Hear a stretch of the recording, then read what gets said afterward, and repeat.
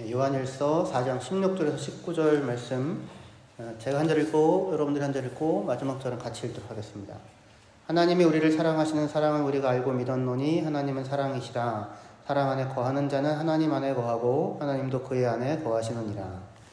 이로써 사랑이 우리에게 온전히 이루어진 것은 우리로 심판날에 경배함을 함께하게 하나니 주께서 돌아가심과 같이 우리도 이 세상에서 돌아갑니다. 사랑 안에 두려움이 없고 온전한 사랑이 두려움을 내쫓나니 두려움에는 형벌이 있음이라. 두려워하는 자는 사랑 안에서 온전히 이루지 못하였느니라. 우리가 사랑함은 그가 먼저 우리를 사랑하셨습니다. 아멘. 요한일서 4장 16절에서 19절까지의 본문으로 사랑, 담대함, 파레시아, 진실을 말함이라는 제목을 가지고 함께 말씀을 나누겠습니다. 오늘 사랑에 대한 말씀인데요. 사랑에 대해서 여러 차원에서 말씀드릴 수 있겠지만 오늘은 사랑 안에는 두려움이 없다. 그리고 온전한 사랑이 두려움을 내쫓는다라고 하는 이런 사랑과 담대함, 확신과 관련한 말씀을 함께 나누려고 합니다. 우리가 요한일서 4장 16절에서 19절까지 본문을 읽었는데요. 이 본문은 이렇게 구조화되어져 있습니다. 16절에 하나님이 우리를 사랑하신 사랑에 대한 이야기가 나오고 19절에 하나님이 먼저 우리를 사랑하셨다라는 그 사랑에 대한 이야기가 앞과 뒤에 있는 상태에서 그 가운데 담대함과 확신, 두려움 없음이라고 하는 내용이 들어가 있어요. 그러니까 우리가 하나님 앞에서 또는 이 땅을 살면서 담대하게 두려움 없이 살아갈 수 있는 환경, 조건은 하나님의 사랑입니다. 우리를 향하신 하나님의 사랑, 또 우리를 먼저 사랑하신 하나님의 사랑, 그것이 우리의 담대함의 조건이 됩니다. 근데 이 하나님의 사랑은 다만 추상적인 사랑이 아니고요, 구체적인 사랑입니다. 말 그대로. 하나님은 사랑이시다가 아니고요, 하나님은 누구를 사랑하세요? 나를 사랑하신다가 중요합니다. 날 사랑하심, 성경에 써 있네. 사랑은 인류를 사랑하고 모두 다 사랑하리가 아니고요, 구체적인 대상을 사랑해야지 그게 사랑인 거예요. 그래야 사랑의 이야기라고 하는 것이 쓰여지거든요. 그래서 하나님이 나를 사랑하신다라는 구체적인 대상이 있고요. 그 다음에 어떻게 사랑하시냐면 하나님께서 우리 죄를 위하여 그의 아들을 속죄제물로, 화목제물로 내어주신 그런 구체적인 사랑입니다. 그래서 우리 본문 바로 앞에 있는 요한일서 4장 10절에는 이렇게 얘기합니다. 사랑은 여기 있으니 우리가 하나님을 사랑한 것이 아니요 하나님이 우리를 사랑하사 우리 죄를 속하기 위하여 화목제물로 그 아들을 보내셨음이라. 사랑하는 자들아, 하나님이 이같이 우리를 사랑하셨은즉 우리도 서로 사랑하는 것이 마땅하도다. 우리가 하나님을 사랑한 것이 아니라 하나님이 우리를 먼저 사랑하신 것이고요. 그리고 우리의 죄를 용서하기 위하여 그의 아들을 화목제물로 내어주셨다고 말합니다. 우리는 이 사랑 안에서 하나님을 만났고요. 이 사랑 안에서 하나님을 알게 되었고요. 이 사랑 안에서 하나님을 믿을 수 있게 되었습니다. 우리가 누군가에 대해서 그 사람 믿을 수 있어? 라고 만약에 물을 때에 그 사람은 내 대신 자기 목숨까지 내어줄 수 있는 사람이야. 여러분 남편들에 대해서 그렇게 그런데 엄마 아빠에 대해서 그렇게 이야기할 수 있다면 정말 대단한 신뢰잖아요. 그죠? 근데 우리는 하나님에 대해서 내어줄 수 있는 정도의 사랑이가 아니라 이미 내어주셨잖아요. 그의 아들을. 그러니까 우리는 정말로 완전한 신뢰를 하나님에 대하여, 하나님의 사랑에 대하여 우리는 가질 수 있는 거예요. 이 하나님의 사랑을, 나를 향한 하나님의 사랑을 믿을 수 있다고 하는 이 믿음으로 인하여 우리는 하나님과의 관계에 있어서 두려움이 아니라 담대함과 확신을 가지고 하나님과 만날 수 있습니다. 그래야 우리에게 있는 이 담대함과 확신의 근거는 우리 안에 있는 게 아니라 우리를 향한 하나님의 사랑, 그 사랑의 신실하심에 놓여있게 됩니다. 여러분들은 하나님과의 관계에 있어서 이런 신뢰, 이런 담대함, 확신을 가지고 계시는지요? 아니면 두려움과 불안한 마음으로 하나님의 마음을 어떻게든지 좀 얻어보고자 애를 쓰면서도 여전히 부족한 자기 자신을 보며 스스로 자책하고 하나님 앞에 얼굴을 들지도 못한 채 살고 계시는지요? 요한일서는 하나님과의 관계에 있어서 우리가 담대함과 확신을 가질 수 있다고, 그리고 그 근거는 예수 그리스도 안에서 나타내신 하나님의 사랑이라고 그렇게 말씀합니다. 우리에게 정말로 필요한 것은 하나님의 사랑을 얻어내기 위하여 무언가를 하는 그런 것이 필요한 게 아니라 성경이 뭐라고 얘기해요? 하나님이 우리를 먼저 사랑하셨다고 하잖아요. 그러니까 우리가 진짜 필요한 건 뭐냐면 우리가 하나님으로부터 이러한 사랑을 받고 있음을 알고 그 사랑을 신뢰하고 그리고 그 하나님과 함께 살아가는 것, 이것이 우리에게 정말로 필요한 것입니다. 우리가 그렇게 할 수 있을 때, 하나님의 사랑을 온전히 신뢰할 수 있을 때 우리도 누군가를 사랑하며 살 수 있게 되고요. 그리고 우리가 그렇게 하면 할수록 하나님과 더 깊은 사랑의 관계 속에서 살아갈 수 있게 되는 것입니다. 요한일서 4장 10절에서 11절 말씀 같이 한번 읽어보시면 좋겠습니다. 예, 시작. 사랑은 여기 있으니 우리가 하나님을 사랑한 것이 아니요 하나님이 우리를 사랑하사 우리 죄를 속하기 위하여 화목제물로 그 아들을 보내셨음이라. 사랑하는 자들아, 하나님이 이같이 우리를 사랑하셨은즉 우리도 서로 사랑하는 것이 마땅하도다.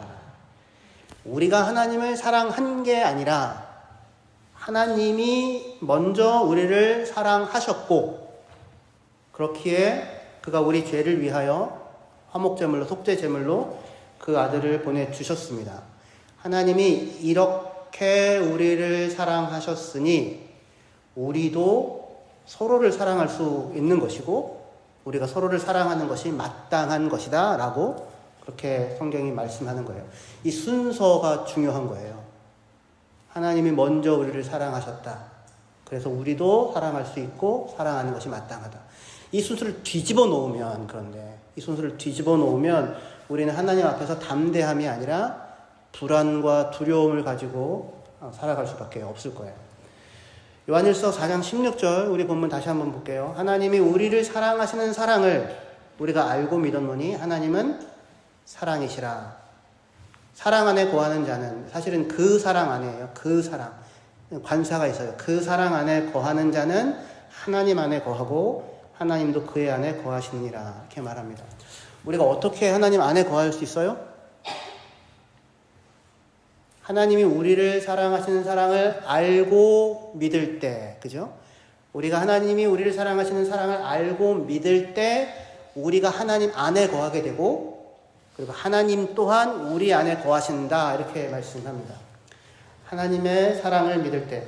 세상에 무수히 많은 사랑에 대한 이야기가 있지만 하나님이 예수 안에서 우리를 사랑하신 이 사랑 이야기보다 근원적이고 구체적이고 감동적인 사랑의 이야기는 세상에 없을 거예요. 이 사랑이 우리가 살아갈 수 있는 우리 삶의 근거이고요. 우리의 정체성이 비롯되어 나오는 원천이고요. 나는 하나님의 사랑받는 자녀야. 이게 우리의 정체성이죠. 그리고 우리의 모든 삶의 실천이 흘러나오는 근원입니다. 요한일서 4장 19절 짧은 말씀 같이 읽을게요. 시작. 우리가 사랑함은 그가 먼저 우리를 사랑하셨습니다. 할렐루야. 네. 똑같은 얘기를 왜 자꾸 하나 이렇게 생각할지 모르겠는데 하나님의 사랑이 믿어지는 게요 쉽지가 않아서 그래요. 여러분들이 날 사랑하시는데 왜 이 모양이에요? 여기부터 시작하여서 진짜로요? 또는 너 같은 걸 하나님이 사랑하겠어? 이런 생각을 스스로가 스스로에 대해서 하거든요. 성경이 뭐라고 얘기합니까? 하나님이 우리를 사랑하셨다고요. 이처럼 사랑하셨다고요. 우리가 죄인이었을 때 먼저 사랑하셨다고요. 우리가 하나님을 사랑한 것이 아니라 하나님이 우리를 사랑하셨다고 말씀합니다. 그 하나님이 먼저 우리를 사랑하셨기 때문에 우리가 뭘 알게 됐어요? 사랑이라고 하는 것을 알게 되는 거예요. 하나님의 사랑 안에서. 그리고 그 사랑이 우리 안에서 작용하여서 우리 또한 그 사랑을 따라 하나님을 사랑하고 자기를 사랑하고 이웃을 사랑하며 살아갈 수 있는 것입니다.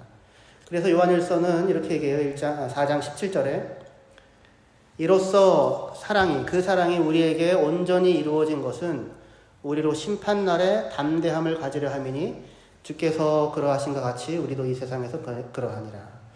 그 사랑이, 하나님의 사랑이 온전히 이루어지는데 누구에게서 온전히 이루어진다고 얘기합니까? 우리에게서 온전하게 이루어진다고 얘기를 해요. 그죠? Love perfected with us라고 얘기를 합니다. 이 놀라운 얘기예요. 하나님의 사랑이 온전하게 이루어진, 최종적으로 완성되는 자리라는 뜻이에요. 하나님의 사랑이 최종적으로 완성되는 자리는 뜻밖에도 십자가도 아니고 하늘 천상의 어떤 그런 화려한 영광스러운 자리도 아니고 누구 안에서 완성된다고요? 우리 안에서, 내 안에서. 우리와 더불어 하나님에게서 시작된 사랑이 나와 함께 완성된다. 이렇게 얘기를 하고 있어요. 하나님의 사랑이 우리에게서, 나와 함께 우리 안에서 완성된다는 말은 무슨 뜻이겠습니까? 그렇다면 4장 12절 말씀이요. 같이 읽을게요. 시작. 어느 때나 하나님을 본 사람이 없으되 만일 우리가 서로 사랑하면 하나님이 우리 안에 거하시고 그의 사랑이 우리 안에서 온전히 이루어지느니라. 언제 하나님의 사랑이 우리 안에서 완성된대요? 우리가 서로 사랑하면. 그죠? 우리가 서로 사랑하는 것으로 하나님에게서 시작된 사랑이 완성된다. 이렇게 얘기를 하고 있는 거예요. 여기 근데 잘 보세요. 우리가 서로를 사랑하면 하나님이 시작한 사랑을 우리가 완성한다는 말이 아니고요. 그렇게 되면은 사랑을 완성하는 주체가 누가 돼요? 우리가 되죠. 근데 그 얘기가 아니라 우리가 서로 사랑하면 하나님이 시작하신 그 사랑이 우리 안에서 완성된다. 그런 얘기예요. 무슨 차이가 있는지. 그러니까 사랑의 원천이 누구라는 얘기예요? 하나님이라는 얘기예요. 하나님. 하나님에게서 그 원천에서 흘러나오는 풍성한 사랑을 먼저 우리가 알고 겪고 누리는 자가 되는 것이 중요하고, 그리고 그렇게 누리는 자가 되었기에 우리는 누군가를 상대할 때 하나님이 우리를 상대하는 방식인 사랑을 따라서 누군가를 비로소 상대할 수 있게 되는 것입니다. 사랑은 나에게서 흘러나오지 않고요. 하나님에게서 흘러나와서 나를 채웁니다. 나를 풍성하게 채웁니다. 그리고 나서 나를 통과하여서 다른 이들에게로 흘러나가게 되는 거예요. 우리는 이 일을 통하여 하나님의 사랑을 받는 자로서의 기쁨을 누릴 뿐만 아니라 그 사랑이 나를 통하여 또 다른 사람에게 흘러가잖아요. 그래서 누군가를 사랑하는 자로서의 기쁨도 알고 누릴 수 있게 됩니다. 이 사랑에, 하나님의 사랑이 시작하여서 우리 안에 완성되는 이 사랑의 순환의 가운데 우리가 놓여져 있는데, 그렇게 하나님의 사랑의 순환 가운데 놓여서 살아가는 사람들에 대한 성경의 아주 중요한 묘사가 뭐냐면, 오늘 꼭 살펴보고 싶은 그 내용이 뭐냐면 담대함과 확신이라는 거예요. 담대함과 확신. 그래서 우리 본문을 다시 한번 읽어볼게요. 그런 개념을 가지고 요한일서 4장 16절에서 19절입니다. 하나님이 우리를 사랑하시는 사랑을 우리가 알고 믿었노니 하나님은 사랑이시라. 사랑 안에 거하는 자는 하나님 안에 거하고 하나님도 그 안에 거하시느니라. 이로써 사랑이 우리에게 온전하게 이루어진 것은 우리로 심판날에 담대함을 가지게 하려 함이니 주께서 그러하신 것 같이 우리도 이 세상에서 그러하니라. 사랑 안에 두려움이 없고 온전한 사랑에 두려움을 내쫓나니 두려움에는 형벌이 있습니다. 두려워하는 자는 사랑 안에서 온전히 이루지 못하였느니라. 우리가 사랑하면 그가 먼저 우리를 사랑하셨습니다. 이렇게 말씀합니다. 우리의 담대함의 근원이 뭐예요? 어떻게 우리 담대할 수 있습니까? 하나님이 우리를 사랑하시는 사랑이죠. 하나님 먼저 우리를 사랑하시는 그 사랑에 대한 신뢰 가운데 우리가 담대할 수 있습니다. 온전한 사랑이 두려움을 내쫓는다고 할 때 우리의 사랑이 온전한 사랑이라고 얘기할 수 있어요? 누구의 사랑이 온전한 사랑이에요? 하나님의 사랑이 온전한 사랑이죠. 그 사랑이 물론 내한테 완성돼요. 그래서 내가 누군가를 사랑함으로 그 사랑이 온전하면 우리가 참여하게 됩니다. 하지만 우리의 담대함의 근원은 그 사랑을 시작하신 온전하신 하나님의 사랑에 우리의 담대함의 근원이 놓여 있을 거예요. 우리가 하나님의 사랑을 온전하게 믿고 신뢰할 수 있을 때 우리는 두려움과 염려가 아니라 확신과 담대함을 가지고 서서 살아갈 수 있습니다. 자, 이때 이 담대함이라고 하는 말에 대해서 우리가 조금 더 살펴보려고 해요. 이 담대함이라고 하는 말로 번역된 영어로는 confidence인데요. 그 원래 사용된 말은 헬라 그리스어로 파레시아라고 합니다. 혹시 들어보셨나요? 네, 지금 들어보시죠? 네. 파레시아 한번 따라해볼까요? 파레시아. 이거를 어떤 파르헤시아라고 번역하는 발음하시는 분도 계신데 파레시아라고 보통 영어로는 표현합니다. 파레시아, 헬라어로는 파레시아라는 말이에요. 근데 파레시아라는 말은 무슨 뜻이냐면 두 가지 단어의 합성어예요. 하나는 파르는 사실은 판이라고 해서 모든 것이라는 의미고요. 그 다음에 레시아는 말한다라는 의미예요. 그러니까 이거를 합쳐보면 무슨 뜻이 됩니까? 모든 것을 말한다가 되죠. 그죠? 모든 것을 말한다.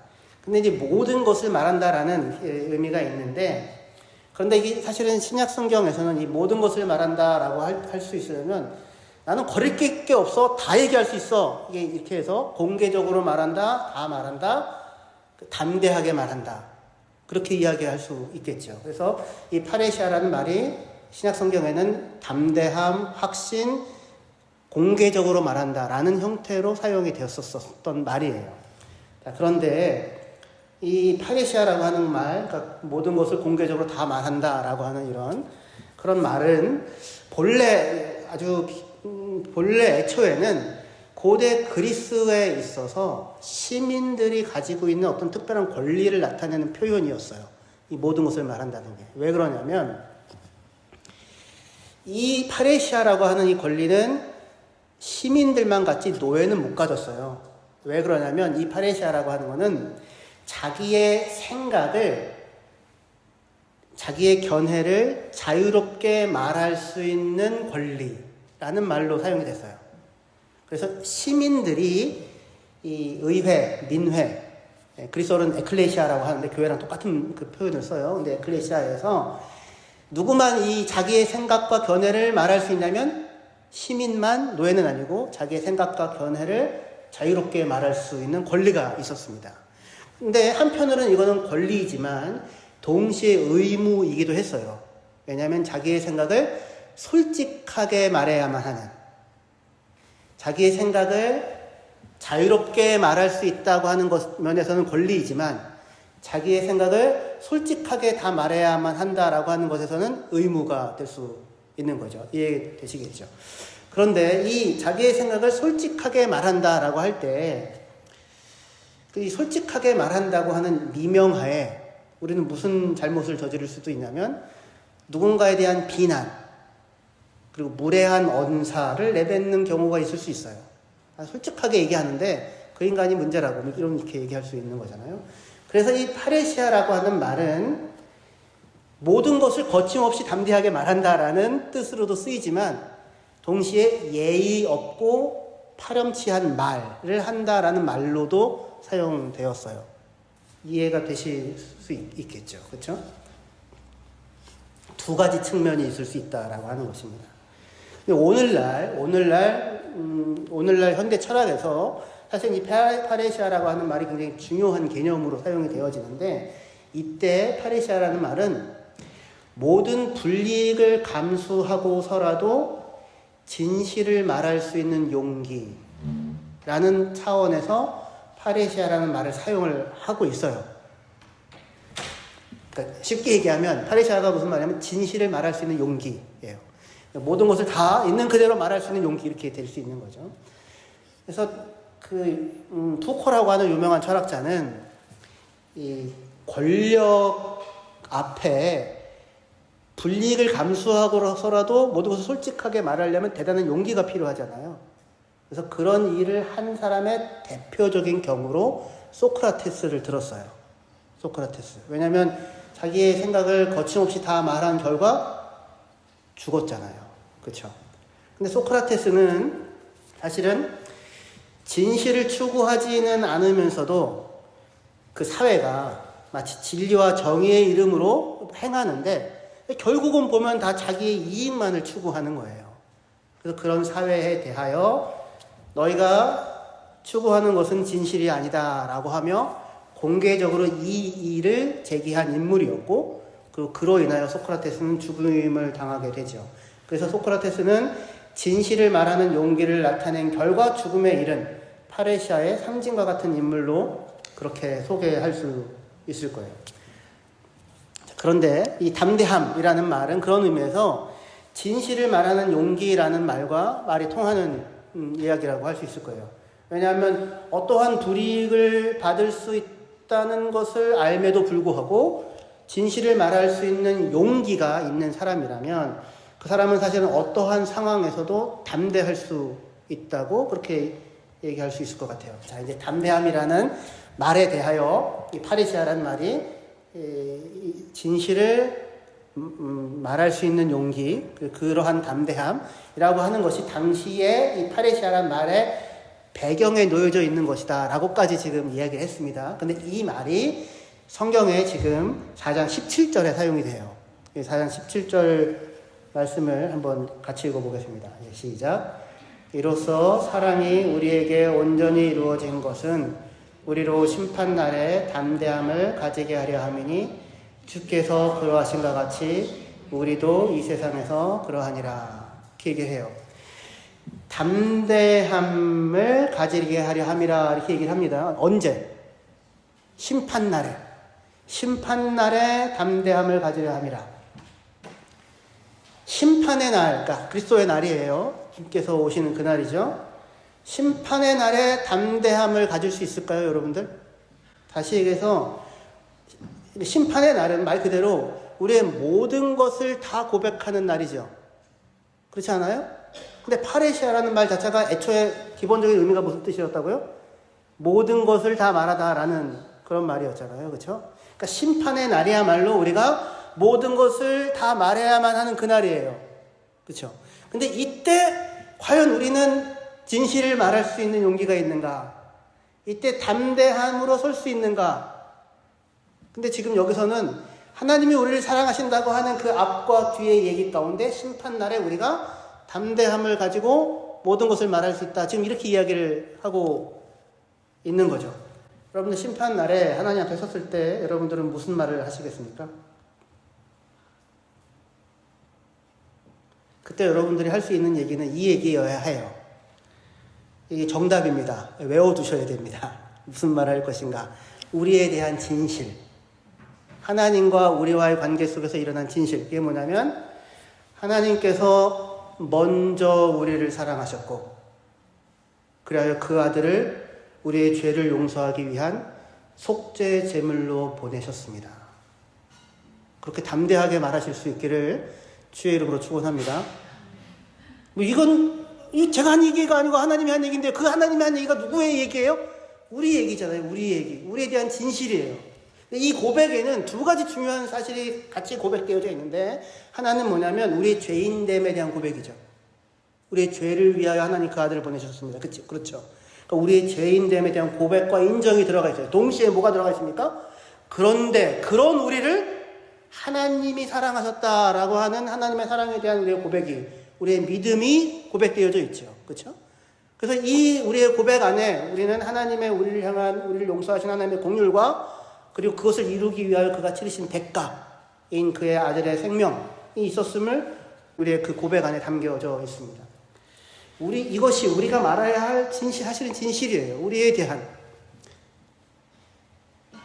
성경은 인간의 죄인됨에 대한 철저한 묘사와 더불어 동시에 그런 인간을 사랑하신 하나님의 측량할 수 없는 사랑, 그 두 가지를 동시에 얘기하죠.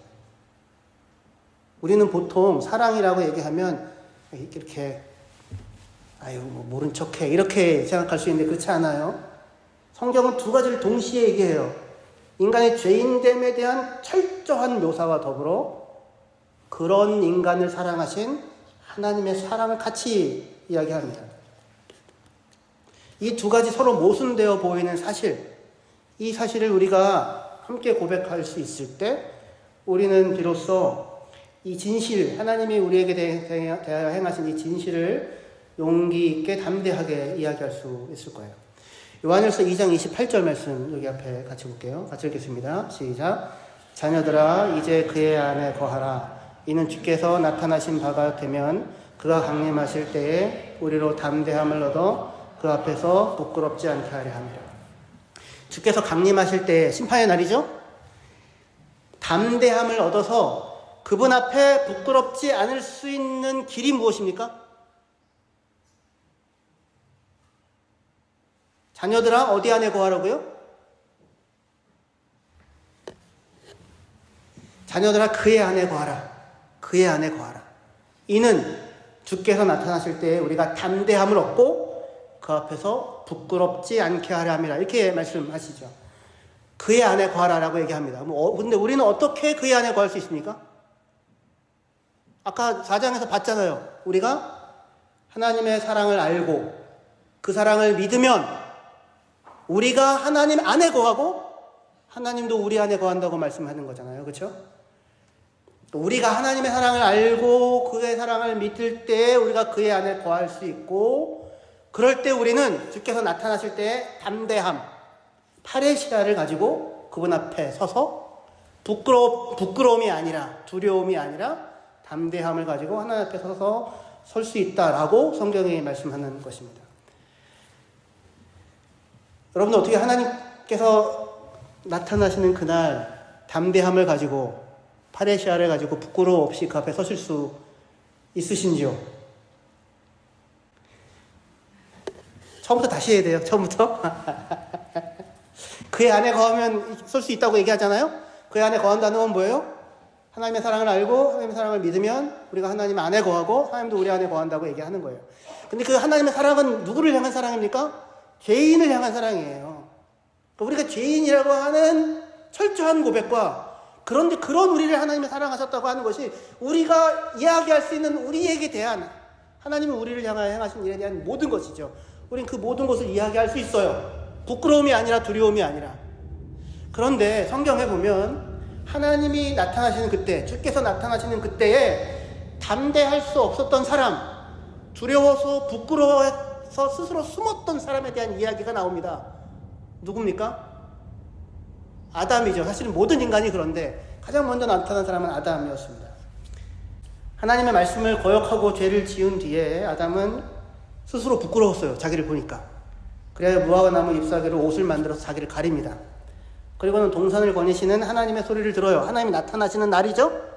근데 두려워서 숨습니다. 하나님이 물어요. 아담아, 네가 어디 있느냐? 근데 그때 아담이 하는 대답이 중요해요. 아주 이상한 대답을 합니다. 3장 10절이요. 같이 읽겠습니다. 창세기 3장 10절. 시작. 이르되 내가 동산에서 하나님의 소리를 듣고 내가 벗었으므로 두려워하여 숨었나이다. 아담이 하는 말이 뭐냐면, 당신이 나타나는 소리를 듣고 나는 무서웠습니다. 두려웠습니다. 왜냐하면 내가 벗었기 때문입니다. 그래서 숨었습니다. 이렇게 얘기를 합니다. 사실은 이전에 아담은 하나님이 무섭지 않았죠. 이전에는 하나님을 경외한 것이지 하나님을 무서워한 것이 아니었습니다. 그런데 지금 아담은 하나님 앞에서 하나님이 나타나시는 날 두려움을 느껴요. 그는 자신의 두려움의 이유가 내가 하나님의 말씀을 거역했기 때문입니다. 내가 범죄했기 때문입니다. 라고 생각하지를 못하고 뭐라고 얘기를 해요?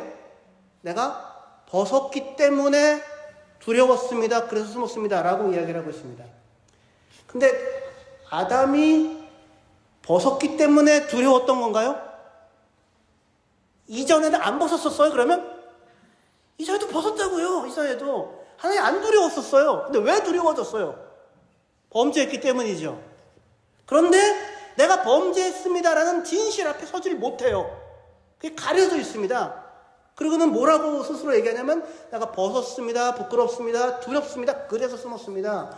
그러니까 지금 아담은 부끄러움과 두려움, 그 두 가지가 다 혼재되어져 있어요. 왜 그런지를 몰라요. 그런 상황에서 하나님 앞에 자기를 가리며 변명을 합니다. 솔직할 수가 없고요. 왜냐하면 자기가 자기 자신을 제대로 인식하지도 지금 사실은 못하고 있는 거예요. 그때 하나님이 아담에게 묻습니다. 내가 벗었으므로 두려워하여 숨었나이다 했으니까 하나님 물어요. 누가 너보고 벗었다고 손가락질하던? 누가 너보고 벗었다고 고소하던? 누가 너보고 벗었다고 뭐라고 하던? 아니면 내가 너에게 먹지 말라고 한 그것을 먹었니? 범죄에 대한 이야기죠.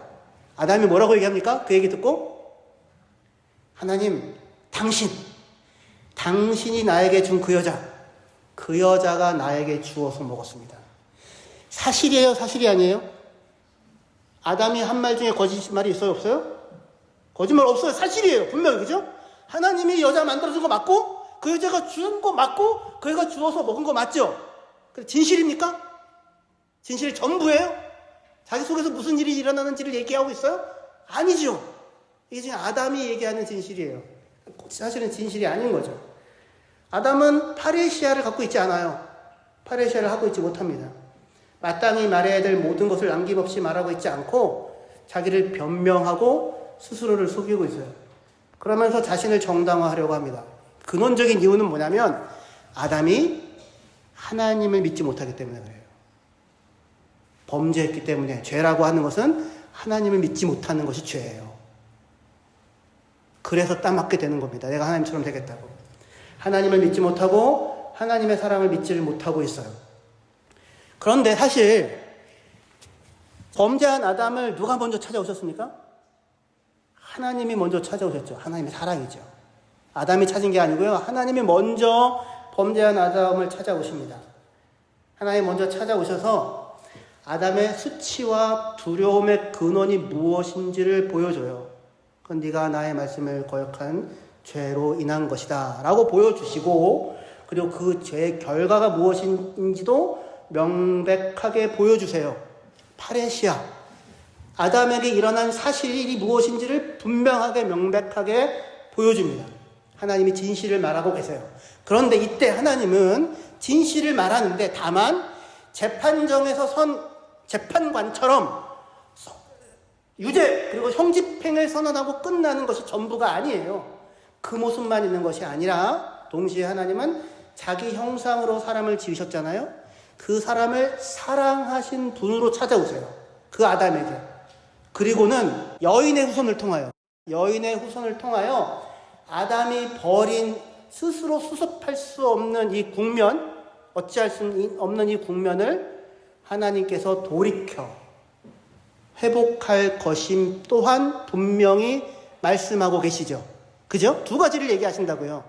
아담이 지금 현재 있는 죄된 상태와 그럼에도 불구하고 하나님께서 그것을 어떻게 돌이켜 회복하실 것인가. 무엇을 통하여? 자기의 아들을 내어주시는 것으로. 이 두 가지 사실을 동시에 말씀하십니다. 그리고 하나님이 무슨 일을 하십니까?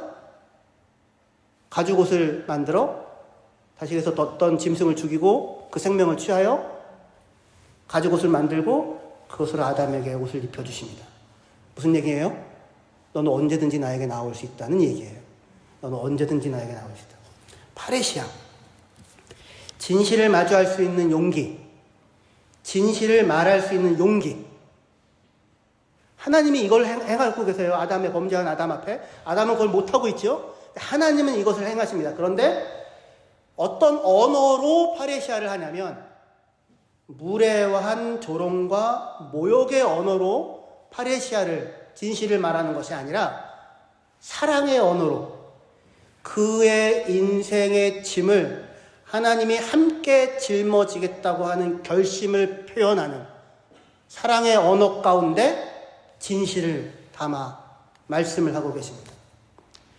어거스틴은 이 사랑과 진실은 반드시 함께 결합하여 나타나야만 한다고 말해요. 왜냐하면 진실이 없는 사랑은 거짓되잖아요. 진실이 없는 사랑은 거짓되고 사랑이 없는 진실은 잔인할 수 있어요. 무례할 수 있어요. 사랑은 반드시 진실을 동반해야 하고요. 진실은 반드시 사랑이라는 언어로 표현되어야만 합니다. 함부로 진실을 말한다는 미명하에 함부로 다른 사람을 존중하지 않으면서 말하는 것은 담대함이나 용기가 아니라 무례한 것이죠. 하지만 사랑한다고 말을 하는데 진실에 마주하지 않는다면 그건 거짓되고 위험할 거예요. 우리가 진실할 수 없다면 그 이유는 우리가 참된 사랑을 만나지 못했기 때문이고요. 우리가 사랑하지 못하는 이유는 우리가 진실할 수 없기 때문입니다. 이 두 가지는 언제나 같이 가요. 근데 우리는 진실과 사랑을 누구 안에서 만납니까? 하나님에게서 만나죠. 그건 누구에게만 있어요? 하나님에게만 있죠. 우리는 사랑이 없으니 진실할 수 없고 진실할 수 없으니 사랑할 수 없는 자리에 있는 거예요. 근데 그런 부끄러움에 있는 우리를 하나님이 진실과 사랑으로 찾아오시는 것입니다. 우리는 이 하나님 앞에 섰을 때 비로소 파레시아를 가질 수 있어요. 왜냐하면 하나님은 우리를 사랑하시고 우리의 죄를 위하여 그의 아들을 화목제물로 보내시는 분이시기 때문입니다. 우리는 하나님 앞에서 기꺼이 우리의 죄와 우리의 허물을 인정하고 고백할 수 있어요. 그렇죠? 그래서 우리 유명한 요한일서 1장 9절 말씀 같이 읽겠습니다. 시작. 만일 우리가 우리 죄를 자백하면 그는 미쁘시고 의로우사 우리 죄를 사하시며 모든 불의에서 우리를 깨끗하게 하실 것이요. 이게 파레시아 할 수 있는 근거예요. 진실을 말하는데 하나님의 사랑 앞에서 말하죠. 신실하시고 의로우심.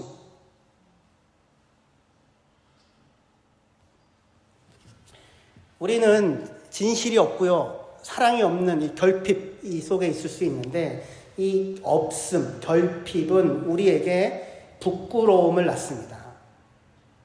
집에 있는 신발이 스레빠밖에 없으면 밖에 나갈 때 반짝이를 달게 돼요. 집에 이렇게 좋은 신발이 잔뜩 있으면 스레빠를 신고 나가도 쪽팔리지가 않습니다. 전문 용어로. 이 없음. 우리에게 진실도 사랑도 없기 때문에 아담이 스스로를 가리는 거거든요. 제가 이 예 하나만 들고 오늘 정리할게요. 이제 제 절친 홍성진 목사님이라고 있거든요. 그 목사님이 한 몇 달 전에 설교에서 든 예였는데 실제 들은 얘기를 합니다. 본인이 겪은 얘기는 아니고 목사님 아들들끼리 모여가지고 서로 얘기를 했었대요. 근데 그 목사님이 교회를 개척했는데 얼마나 가난했는지 정말 뭐가 찢어질 정도로 가난해가지고 너무너무 가난해서 팬티 사줄 돈이 없었어요. 뭐 그런 게 있나. 근데 그럴 수도 있습니다, 여러분들. 그래서 팬티 한 장 가지고 도깨비반 쓰라는 노래가 괜히 나오는 게 아니에요. 돌려입고 뒤집어입고 또 입고 또 입고 4,000년 지나도 그런 얘기가 있잖아요. 팬티 사줄 돈이 없어서 팬티를 못 입었어요. 근데 학교에서 놀다가 남자애들이 놀다가 누군가 이렇게 아이스케이크 이런 거 하잖아요. 그래가지고는 바지가 벗겨졌는데 안에 팬티가 없으니까 바지가 벗겨지는 순간 모든 게 다 드러나죠. 그죠? 그러면은 번개처럼 그냥 바지를 올려야 되잖아요.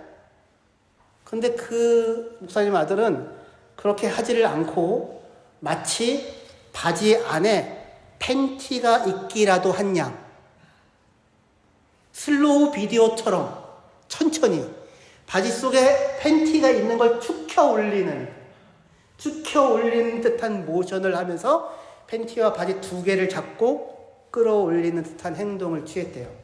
왜 그래요? 벌거벗은 몸이 부끄러운 게 아니고요. 팬티 한 장 입지 못하는 가난이 그게 부끄러웠기 때문입니다. 없어 보이는 거.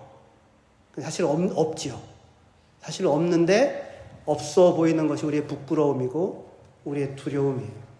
자기의 몸을 보고 자기의 벗은 몸을 보고 아담이 부끄러워해요. 하나님에 대한 신뢰를 놓치자 하나님의 사랑으로 옷 입지 못하자 하나님의 사랑으로 더 이상 옷 입을 수 없는 자가 느끼는 부끄러움을 아담이 느낍니다. 그런 아담을 하나님은 벗었다고 뭐라고 하는 대신에 뭘 해주세요?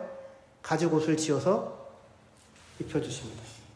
생명 없는 그에게 생명을 주어서 그로 살 수 있게 하십니다. 파레시아, 진실을 마주하고 그가 가지고 있지 못하는 것을 채워주는데 그가 가지고 진실을 마주하고 그가 가지고 있지 못하는 것을 너 가지고 있지 못해라는 폭로로가 아니라 진실을 마주하고 그가 가지고 있지 못한 것을 보고 어떻게 해요? 그것을 채워주는 방식으로 사랑의 방식으로 그에게 진실을 말해줍니다. 우리가 죄인이었는데 하나님이 우리 죄를 위하여 그 아들을 내어주시는 그 방식으로 하나님이 우리에게 진실과 사랑과 생명을 베풀어 주십니다. 교회는 서로가 서로에 대하여 이것을 할 수 있는 사람들입니다.